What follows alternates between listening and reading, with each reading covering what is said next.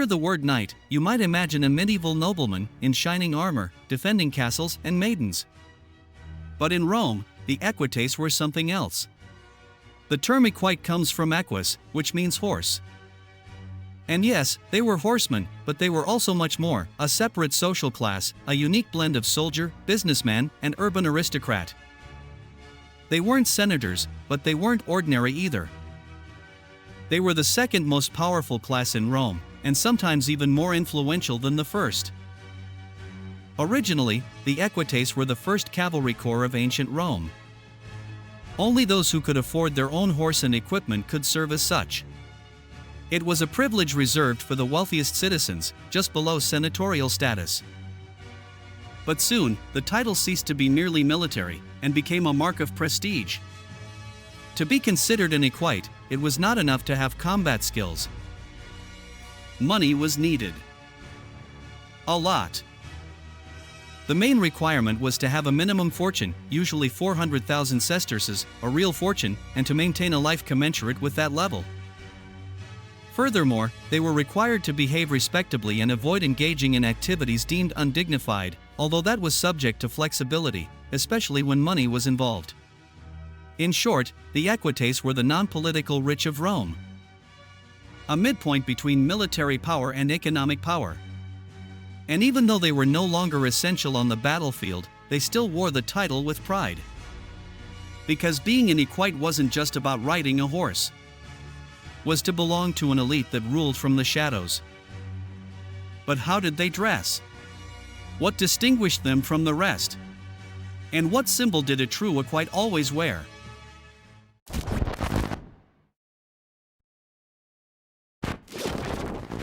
In a city where appearance was everything, the equites knew how to get noticed. They did not wear common togas or generic armor.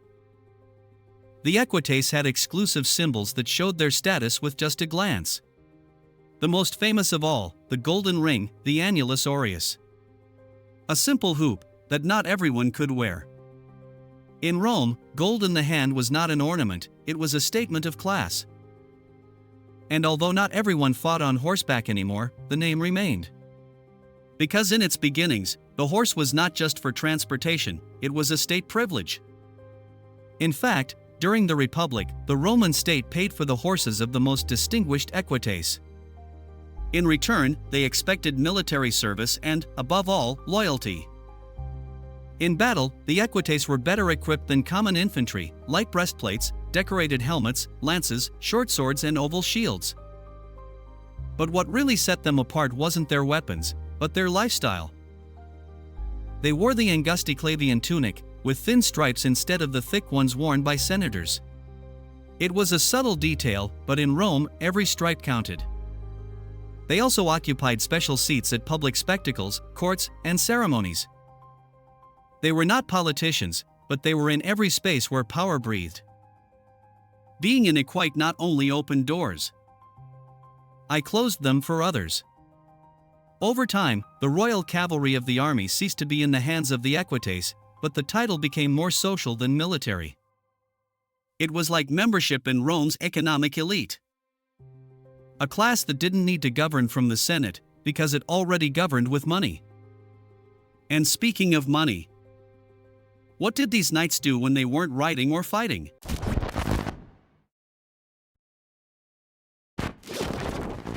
When Rome no longer needed aristocratic cavalry, the equites found something much more profitable: the business of the empire. Instead of fighting, the equites became the most influential businessmen of the Republic and the empire. They didn't make laws like the senators did, but they controlled the money that made Rome run. They were the publicani, state contractors, in charge of such minor things as collect taxes in the provinces, manage mines, routes and ports, provide grain, weapons and equipment to the army, lend money, even to the Senate itself. And why them and not the senators? Because the laws prevented senators from participating in direct business with the state. But the equites didn't have those restrictions, so they occupied all those economic spaces with intelligence and a lot of ambition. They controlled the tax collection of entire provinces, often with an iron fist. so harsh that they were hated by the local populations, who saw them as true parasites in togas. But in Rome, they were respected. And what's better, they were necessary. Many equites were also bankers, shipowners, merchants, and speculators. And although they weren't technically part of the government, their influence was felt everywhere. Some even served as judges, diplomats, and military advisors. His power was silent, but profound. While the senators were fighting in the forum, the equites were doing business with the wars. And there were those who used that wealth to make the political leap. Because yes, some equites made history. And not just from the shadows.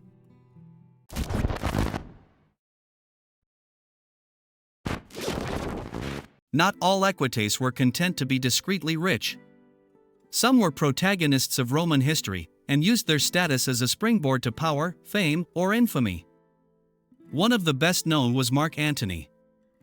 Yes, the same one who shared power with Julius Caesar, confronted Octavian, and fell in love with Cleopatra. Marcus Antonius was born into the equestrian order, and although he later rose to political office, his equestrian origins marked the beginning of his career. In fact, many of Caesar's military allies were loyal equites who administered resources, troops, and provinces on his behalf. Another famous, though not as beloved, example was Pontius Pilate, the governor of Judea who went down in history for ordering the crucifixion of Jesus. Pilate was not a senator, he was a knight. Like many others, he had been appointed provincial prefect because of his status and his loyalty to the emperor.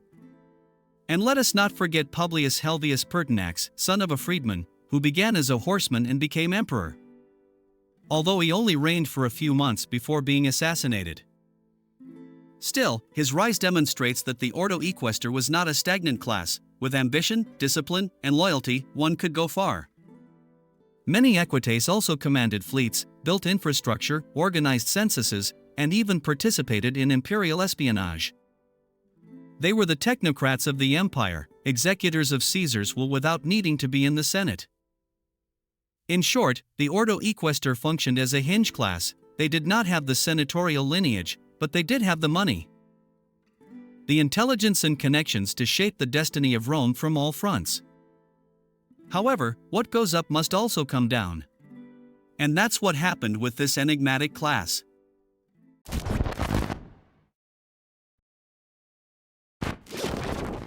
For centuries, the equites were the secondary economic, administrative, and military soul of Rome.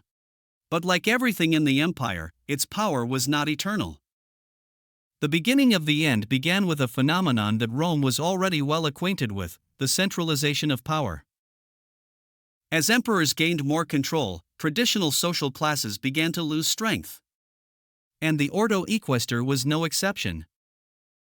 Under the empire, many equites were absorbed into the bureaucratic system.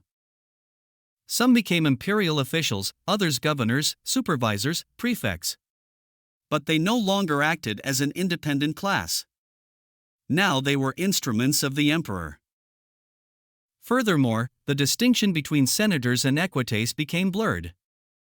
Over time, emperors began to promote equites to positions previously exclusive to the Senate, and also to demote senators to equestrian rank. The border became more political than social. Worse still, the military and fiscal reforms that came with emperors like Diocletian and Constantine ended up breaking down the old class structure. The Ordo Equester ceased to make sense as an autonomous group. They were no longer an elite on horseback, but simply another category within the imperial system. In the end, the equites didn't disappear overnight, but their role as a key class did. They were assimilated into the new imperial order, becoming cogs in a much more centralized and less aristocratic machinery. What was once a symbol of honor, wealth, and freedom? It ended up as just another title within the protocol. And so the equites, the horsemen, the businessmen, the knights of Rome. They went from galloping to the silence of history. Be heard like thunder. The earth is shaking. It's not elephants or cars. They are Parthian cataphracts, fully armored warriors mounted on horses, also armored. Authentic human tanks from ancient times. The cataphracts arose in the ancient Parthian Empire, in the region that today corresponds to Iran and surrounding areas. They were a direct response to Western powers like Rome and Greece, but also to nomadic enemies from the east. Its purpose was simple: to break enemy formations with a brutal charge, like a battering ram of flesh, bone, and metal. But what made them so feared was not just their power, but their imposing appearance.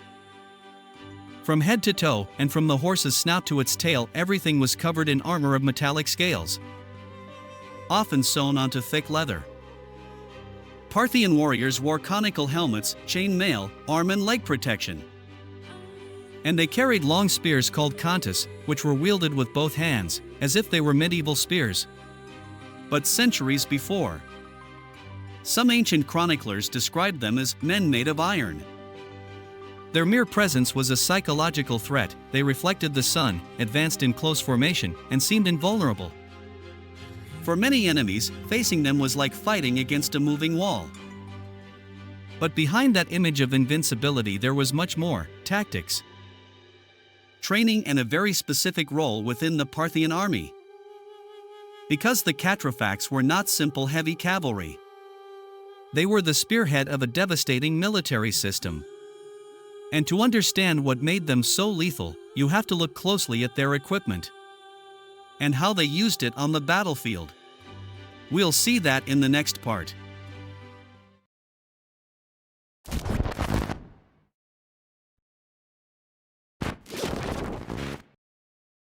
Infantry were the muscle of an army. The cataphracts were the final blow. His power lay not only in his intimidating presence, but in the precise design of his equipment and his attacking technique. First, the horse. Unlike most ancient cavalry, where the rider could be well protected but the horse was exposed, in the case of the cataphracts the horse was also armored. Covered with metal scales, plates, or mail, it became an extension of the rider, like a single armored and devastating body. Then, the star weapon, the contus spear. It was no ordinary spear. It measured up to 4 meters in length, and was held with both hands. This meant that the cataphracts did not use a shield. They relied entirely on their armor and on the enemy not surviving the charge. The impact of a contus, launched at full speed, could pierce shields, armor, and the man behind them. Some also carried swords or axes as secondary weapons, for close combat after the initial clash. But the idea wasn't to stay and fight. It was to attack with such violence that the enemy would collapse before reacting. And how did they use all this? The catastrophes didn't carry themselves. Their true potential appeared when they coordinated with horse archers, another key unit of the Parthian army. While the archers harassed from a distance, forcing the enemy to break formation or move, the cataphracts waited. And when the enemy was disorganized, unprotected, they came in at full speed, like an iron hammer. This combination of speed, psychological pressure, and crushing force made them one of the most devastating units of ancient times. And if there's one battle that shows what the catastrophes could do, it was the one that humiliated the Roman Empire like few times in its history.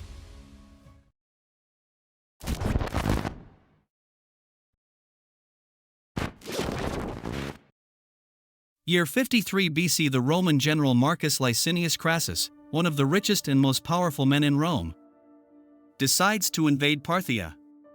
He expected an easy victory. Quick. Profitable.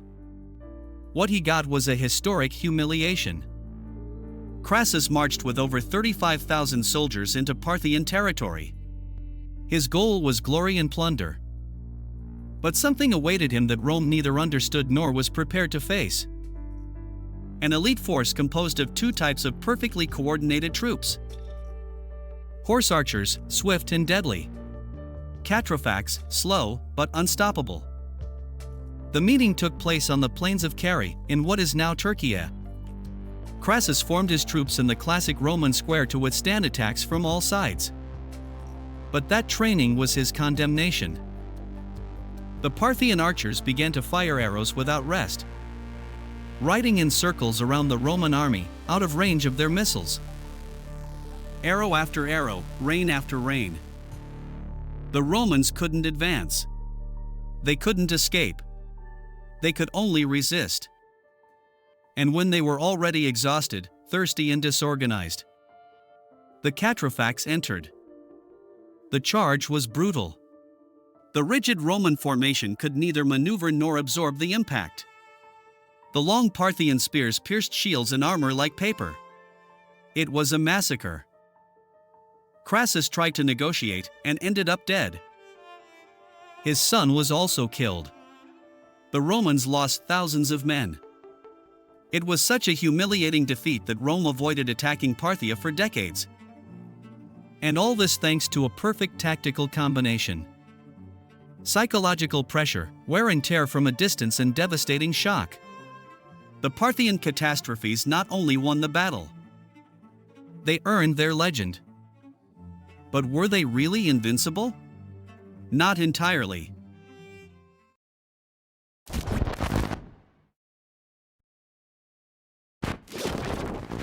At first glance, the catastrophes seemed unstoppable, armored to the teeth. Mounted on armored horses, with lances capable of piercing entire formations. But like everything in war, they also had weak points.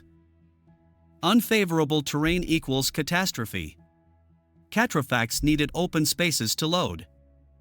His strength lay in speed and impact.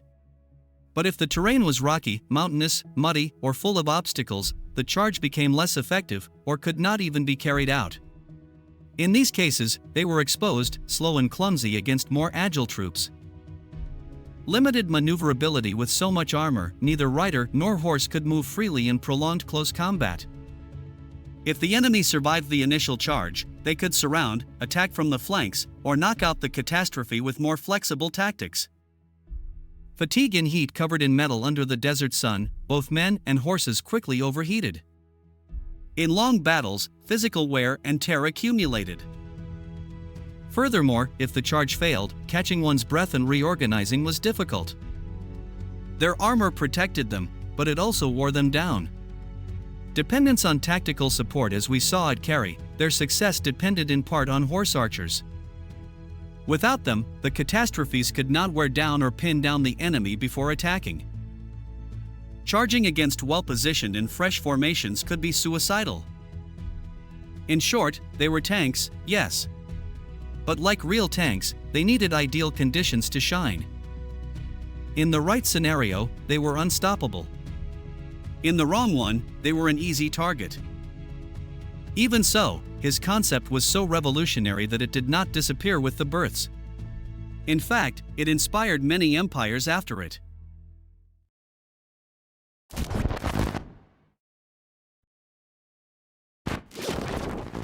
The cataphracts may have been pioneers, but their story did not end with the fall of Parthia. Its impact was so great that its concept was recycled, evolved, and survived for centuries. The Sassanids take up the torch. When the Parthian Empire fell and the Sassanid Empire emerged, 3rd to 7th centuries AD, the new Persians adopted and perfected the formula.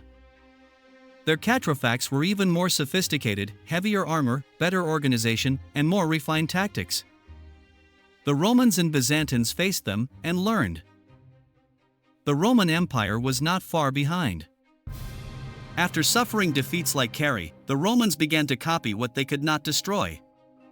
In the late Empire, they adopted similar units called clibanarii or clibanarii, directly inspired by the cataphracts. They were equally armored, with armored horses, long lances, and shock function. Even Byzantium, heir to Rome, maintained this type of heavy cavalry for centuries. In wars against Persians, Arabs, and peoples of Central Asia, they continued to use tactics based on the original Parthian model. Echo in the Middle Ages. And it doesn't end there. Many historians see the cataphracts as the direct antecedent of medieval European heavy cavalry. The principle is the same: elite warriors, mounted, armored, with a spear as the initial blow. The difference is that the cataphracts did it centuries earlier, and in a world where combat was much more diverse.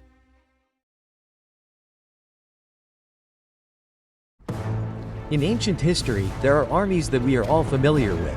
The Roman legions, the Greek hoplites, the Carthaginian war elephants. But there is one that is rarely mentioned, which nevertheless played a key role in some of the most important battles of its time. They moved fast, struck unseen, and disappeared before the enemy could react. They did not use heavy armor or elaborate tactics, just speed, marksmanship, and incredible skill on horseback. They were the Numidian cavalry. Who were these desert horsemen really? Why did Rome fear them so much? And how did they end up fighting both against Rome and alongside it? The story you are about to learn is one of those forgotten pieces that completely changes the landscape of antiquity.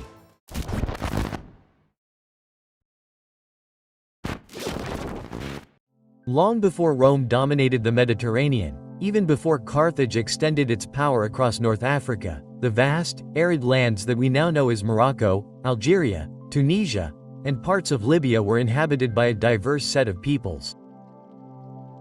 Among them was a culture that would live and die on horseback, the Numidians. The nomads were not a single people, but a network of tribes who shared a common language, customs, and a deep connection to the earth. In ancient times, their territory stretched from the Mediterranean coast to the mountainous regions and the hinterlands. This geographical diversity shaped their lifestyles. While some groups were completely nomadic, others lived semi-nomadic lives or even settled in small villages and agricultural settlements.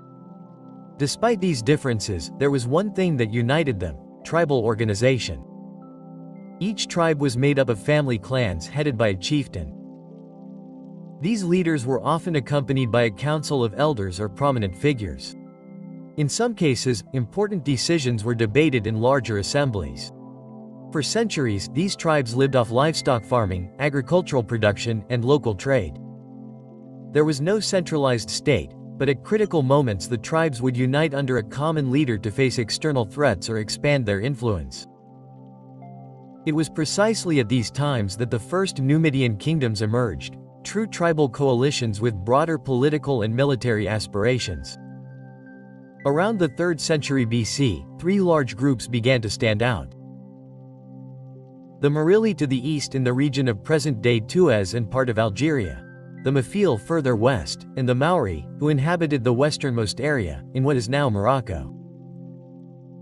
These confederations would play a fundamental role in the wars that were to come, especially in the conflict between Rome and Carthage, 2 superpowers that sought to win over or subdue these peoples. But before they became pawns of empires, the Numidians had already forged their reputation on local battlefields. For generations, they fought amongst themselves in tribal warfare, perfecting the art of fast, mobile, and lethal combat. Their primary weapon was not steel, but movement, their battlefield, the open lands of desert and savanna. How did these shepherds and warriors, scattered over thousands of kilometers, manage to become an army capable of altering the balance of power in the Mediterranean? To understand this, we must see how their lifestyle shaped a cavalry that no infantry, not even the Romans, could ignore.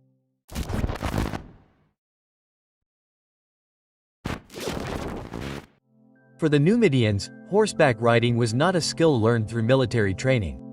It was part of everyday life. From childhood, they were raised among horses, traveling great distances in search of water and pasture, herding livestock, and guarding the boundaries of their territories. Horsemanship was not a privilege reserved for nobles or elites as in other cultures, but a necessity for survival in a harsh and unpredictable environment. Thus was born a cavalry that did not depend on rigid military structures or expensive resources. The Numidian cavalry was light, fast, improvised, but deadly effective. Unlike the heavy horsemen of other civilizations, they did not seek out head-on clashes. Their power lay in moving, striking, and disappearing before the enemy could react. When it came to forming their troops, the Numidians did not have a professional standing army. Instead, mobilization was local. Small groups of horsemen were organized under tribal leaders, and these in turn were integrated into larger coalitions when a major war broke out. The most common unit was the band of horsemen based on family relationships or direct loyalty, which gave them a cohesion that went beyond formal military discipline. Unlike the armies of Rome or Carthage, where soldiers were recruited, trained, and maintained by the state, the Numidians fought with their own resources. Each warrior carried his own horse, his own weapons, and chose when and how to fight. This independence made them difficult to control, but also impossible to predict on the battlefield. They were not soldiers in the classical style. They were hunters, herders, and scouts who brought that same mentality to war. They knew how to move unseen, they knew how to stalk their prey, they knew how to strike and disappear. The Numidian cavalry was not a massive striking force, but in the right context, it could unbalance entire armies, especially when faced with enemies who relied on rigid formations or controlled terrain. Their success on the battlefield did not come from having better weapons, but from thinking about war differently. And this different way of fighting would find its greatest expression on the battlefield when Rome and Carthage went to war. But before we see them in action, it is necessary to understand in more detail how they armed themselves and how they used their speed as their greatest weapon.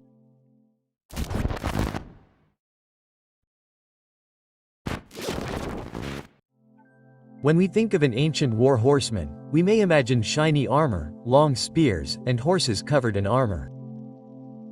The Numidians, on the other hand, broke with all these norms. Their strength lay not in the hardness of their equipment, but in its lightness. They did not need to impose themselves visually, they needed to move, attack, and disappear. Most Nomad horsemen rode without a saddle, without armor, and without a bridle. They used a simple rope tied around the horse's neck to guide it. These small, sturdy horses, raised in difficult terrain, were agile like few others. This way of riding, almost primitive in the eyes of the Romans, gave them a direct connection with the animal and a freedom of movement that surprised and frustrated their enemies. Their clothing was minimal: simple tunics, animal skins, and sometimes ornamental ornaments. Only the wealthiest could afford some type of metal protection, such as a simple breastplate or a helmet. In general, speed was their armor. Avoiding direct contact was their best defense. As for weaponry, their main weapon was the javelin. Each rider carried several of these throwing weapons, and they threw them with precision, even at great speed. In close combat, they could use these same spears as stabbing weapons or resort to short, curved swords, ideal for rapid attacks from that horse. They also carried small, circular shields, covered in leather, useful more for deflecting attacks than for parrying blunt blows. And since each warrior carried his own equipment, there was a great variety of styles adapted to individual preferences, but the real secret of the Numidians was not what they carried, but how they used it.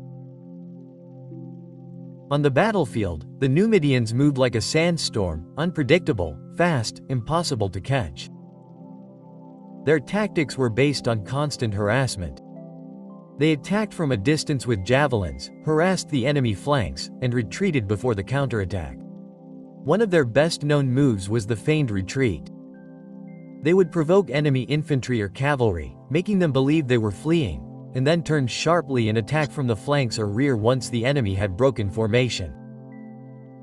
This tactic was devastating against less disciplined soldiers and extremely frustrating, even for the most experienced. The Greek historian described their movement as like that of a flock of birds, impossible to contain, impossible to predict. They would attack, disappear, and attack again from another location. In major campaigns, they were also used for reconnaissance, ambushes, and sabotage. They would destroy supply lines, intercept messages, and ruin enemy morale by giving them no respite. They did not win wars in open battles, they won them little by little, weakening, dividing, and exasperating the enemy. Their style of warfare was a reflection of their life: free, mobile, and unfettered, a cavalry built not to conquer lands but to dominate the terrain to their advantage. And when it came time to confront the superpowers of their time, neither Rome nor Carthage could ignore their value on the battlefield.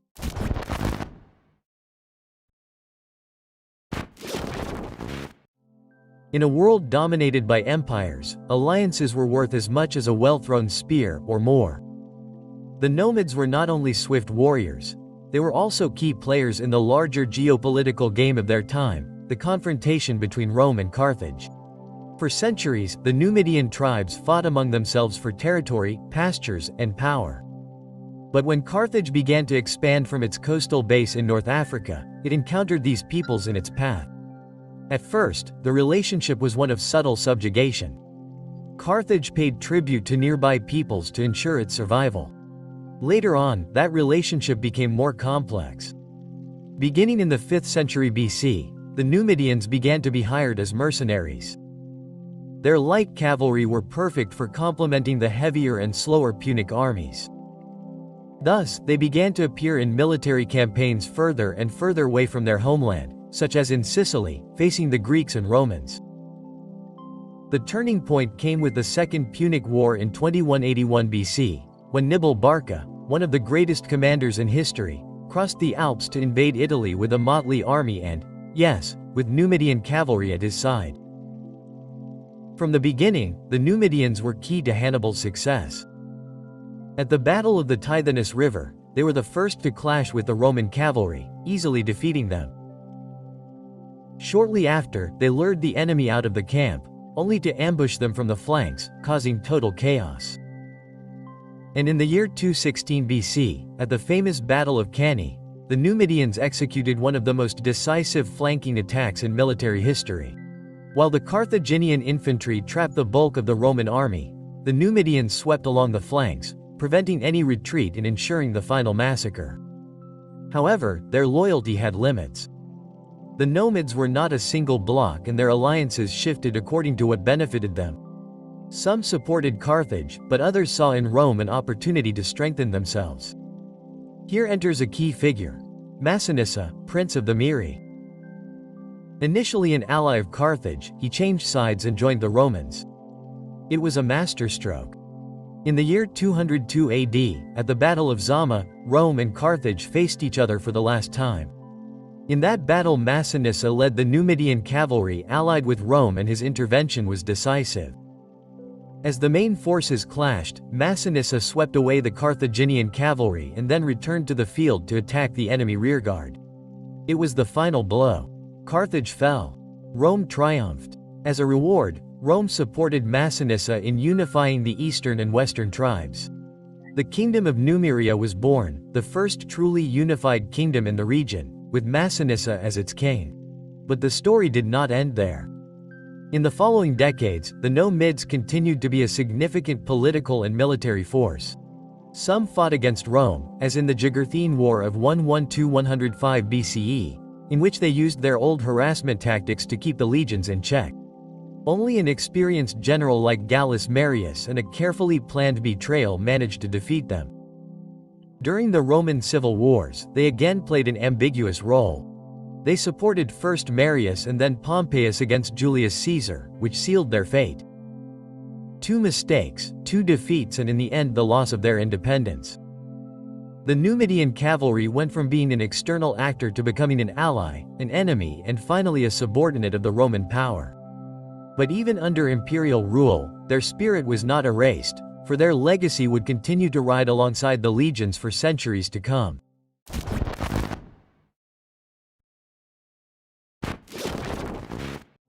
The history of the Numidian cavalry did not end with their defeat. In fact, in a way, that was when their transformation began. After the Roman civil wars, the territory of Numia was officially annexed to the empire.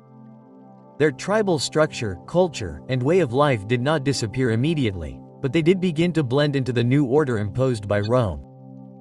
However, the Romans did not make the mistake of underestimating their skill. Quite the opposite. They recruited the Numidian horsemen as auxiliaries, incorporating them into their campaigns in Hispania, Greece, and even in the wars in the east. Although they were no longer an independent people, their light cavalry continued to be an essential military tool for the legions. Over the centuries, the Numidian identity gradually faded away. The term Numidian cavalry has become an anachronism, but the Vir peoples of North Africa, direct descendants of those ancient warriors, continued to fight on horseback for generations, upholding their reputation as fast, skilled, and hard-to-catch riders. Even after the fall of the Western Roman Empire, when new kingdoms emerged on the ruins of the classical world, the African light cavalry model would continue to be present in the wars of the Mediterranean.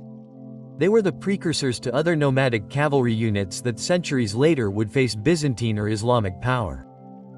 Because the legacy of the Numidians is not only in the history books, it is in every army that understood that mobility can be more powerful than brute force. In every commander who learned that sometimes not winning a frontal battle is the key to winning a war. Thus, the Numidian cavalry, born from the deserts and mountains of North Africa, left its mark not only on Rome, but on the universal history of the art of war. If you found this story of speed, strategy, and adaptation fascinating, don't forget to subscribe to discover more forgotten episodes from the past that changed the world.